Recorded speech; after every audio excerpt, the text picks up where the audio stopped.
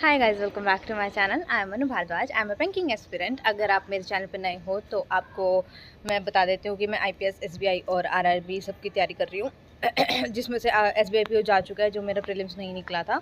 और SBI clerk अभी मेरा 21 को फर्स्ट शिफ्ट में है। और आप भी मुझे बताना कब कब है, ताकि मैं एनालिसिस दूँ तो मेरे को ये पता लगे कितने लोगों का है उस टाइम पे एग्ज़ाम। 21 को सेकेंड शिफ्ट में मेरा। हाँ, फिर उसके बाद इस वीडियो के बारे में बात करते हैं। देखो, सबसे पहले ना मेरे को दो टॉपिक्स आए थे बनाने के लिए। एक तो जो मैं गाइडली का एनालिसिस कर रही हूँ साथ साथ मॉक देने के बाद, कि फ़र्स्ट वाला कैसा गया, उससे हमने क्या सीखा, या फिर सेकंड वाला अभी जो आ चुका है, जो मैंने भी अटैम्प्ट कर दिया है, उससे हमने क्या सीखा। पर और दूसरा टॉपिक था मेरे पास बनाने के लिए कि किस प्लेटफॉर्म के हमारे सेक्शनल्स अच्छे हैं। ठीक है, तो क्या होता है ना, कई बार हम पूरे पूरे मॉक टेस्ट नहीं लगा पाते हैं टाइम की वजह से, या फिर सिटिंग आवर्स हमें मतलब ऑलरेडी हम दे चुके होते हैं, पर हमें फिर भी मॉक लगाना होता है। तो हमें मतलब चाहिए कुछ सेक्शंस कि हमें पता हो कि हाँ, ये बिल्कुल एग्ज़ाम रिलेवेंट है, तो हम उस सेक्शन को दे दें। ठीक है, तो उसके लिए मैंने अपने दो फेवरेट प्लेटफॉर्म को देखा, एक गाइडली और एक टेक्स्ट बुक। अगर आप ये बोलो कि हाँ भाई, आप तो वही टेक्स्ट बुक दे रहे, मतलब प्लेटफॉर्म, टेक्स्ट बुक कह रही हूँ, प्लेटफॉर्म दे रहे हो जो आपके पास है या फिर आपने उसको यूज़ करा हुआ है। देखो, मेरे को ऐसा लगता है कि हम ना हमेशा एग्ज़ाम रिलेवेंट ही लगाना चाहिए। हाँ, कभी कभी हाई लेवल मॉक्स लगा लेना चाहिए, जिससे क्या होता है कि पहले का पता रहे कि भाई अगर मुश्किल आ गया तो क्या होगा क्या नहीं होगा। तो वो चीज़ भी मैं तुम्हें बताने वाली हूँ कि ये प्लेटफॉर्म भी इतने ईजी नहीं है, बिल्कुल एग्ज़ाम रिलेवेंट है, बिल्कुल एग्ज़ाम के लेवल के। क्योंकि लास्ट टाइम भी मैंने आईपीएस पीओ दिया था और मेरा आईपीएस पीओ क्लियर हुआ था, वो सिर्फ गाइडली की वजह से हुआ था। और मैं गाइडली का कोई प्रमोशन नहीं कर रही हूँ, बिल्कुल एक पैसा नहीं दे रहे वो मुझे बोलने के लिए, बस मैं सिर्फ इसलिए बता रही हूँ कि मुझे उस चीज़ से फ़ायदा हुआ। तो मेरे को लग रहा है कि तुम भी उस चीज़ को यूज़ करके अपना फ़ायदा कर सकते हो, मतलब तुम्हें अच्छा लगेगा, तुम्हारे मार्क्स बढ़ेंगे। तो ठीक है, मानना ना मानना तुम्हारी है, मैं अपनी राय दे सकती हूँ अपना। तो सबसे पहले हम टेक्स्ट बुक की बात करते हैं। टेक्स्ट बुक का मैंने कल दिया था सेक्शनल, रीजनिंग सेक्शनल 1 ही आया था, 2 आ गए थे मेरे ख्याल से, तो उसका मैंने फ़र्स्ट दिया। तो फर्स्ट में मेरे मार्क्स मुझे अभी बिल्कुल ध्यान नहीं है क्योंकि मैंने कल दिया था, पर मैं आपको यहाँ पे लगा दूँगी कि मेरे कितने सही हैं, कितने गलत, और मैंने कितने अटैम्प्ट किए थे। तो मतलब मेरा ओवरऑल उस चीज़ को देखने का क्या नज़रिया था कि टेक्स्ट बुक का ना लेवल मुझे थोड़ा-सा कम लगा, क्योंकि मैं जो क्वेश्चन उठा रही थी ना, मैं वो कर जा रही थी। ऐसा नहीं कि मैं बहुत तिरम-खा हूँ रीज़निंग के सेक्शन में कि मेरे को सब आता है, ऐसा नहीं होता है। पर मुझे टेक्स्ट बुक का लेवल थोड़ा-सा कम लगा, पता नहीं क्यों? क्योंकि ना क्या होता है कि जब हम मिसलेनियस भी करते हैं ना, मिसलेनियस भी एक अच्छे लेवल का आता है, मिसलेनियस इतनी ख़राब नहीं आती है। प्लस टेक्स्ट बुक की मुझे क्रिटिकल रीज़निंग भी काफ़ी ज़्यादा मतलब ईज़ी लगी। तो उस लेवल को मान के मैं अगर देखूँ एग्ज़ाम का, लास्ट वाला एग्ज़ाम, तो लास्ट बार भी मैंने 28 अटेम्प्ट किए थे और मेरे 28.5 नंबर आए हैं रीज़निंग में। तो वो उस चीज़ को देख के मैं कह सकती हूँ कि थोड़ा ईज़ी की साइड है, क्योंकि इतना ईज़ी तो मेरा आईपीएस पीओ मेंस 2024 में भी नहीं था।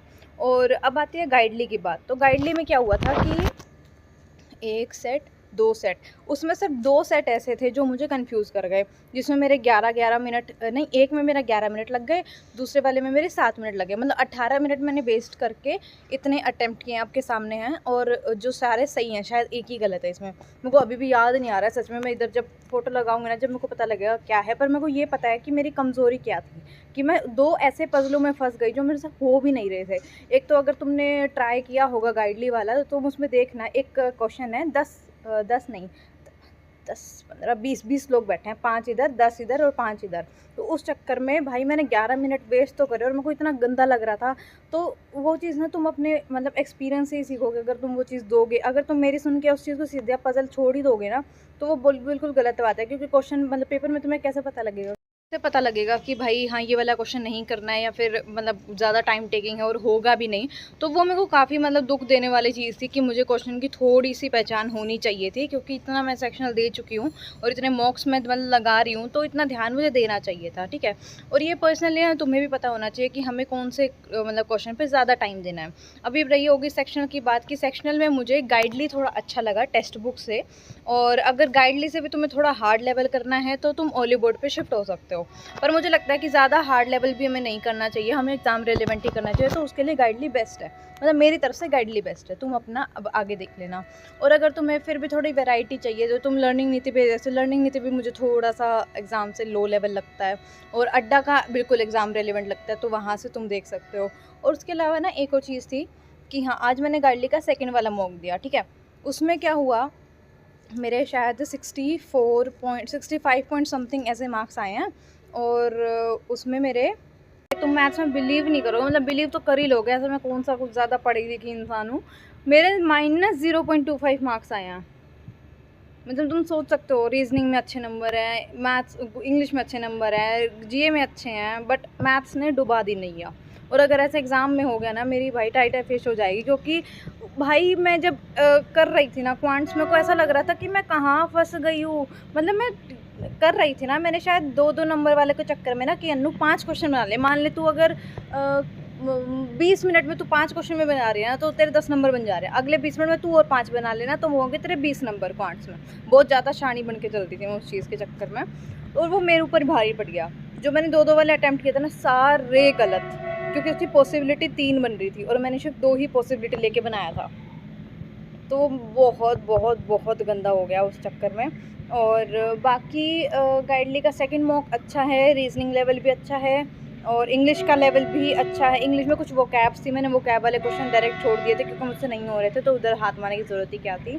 और जीए का मेरे को भी ठीक लगा कि 2-2 लेवल वाले अलग दिख रहे हैं, और 1-1 नंबर, मतलब 2-2 नंबर वाले अलग दिख रहे हैं, 1-1 वाला अलग, तो वो भी ठीक था। क्वांट्स तुम मुझे बताना कि तुम्हारे कितने क्वांट्स में नंबर आए हैं, और टोटल ओवरऑल भी बता देना। और मेरे को बताना कि क्वांट्स तुमने करा कैसे, क्योंकि मैं बहुत कंफ्यूज हो गई थी, इतना गंदा लेवल था उन क्वेश्चंस का। तो आई गेस मैंने बहुत फास्ट बोला है, I am really sorry for that. पर पता नहीं, मेरे को बहुत बहुत अजीब सा लग रहा है, तबीयत सी ख़राब लग रही है। तो मुझे बताना जो भी हो, तुम्हारे नंबर बताना। Okay, thank you so much for watching this video. अगर तुम्हें ट्रेन की आवाज़ आ रही है तो I am sorry, and I guess that's it for the video guys. Bye bye.